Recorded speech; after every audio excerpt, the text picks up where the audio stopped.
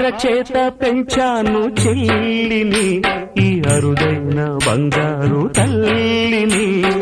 అడుగేస్తే పాదాలు కందవా, నా కన్నుల్లో కన్నీళ్ళు చిందవా.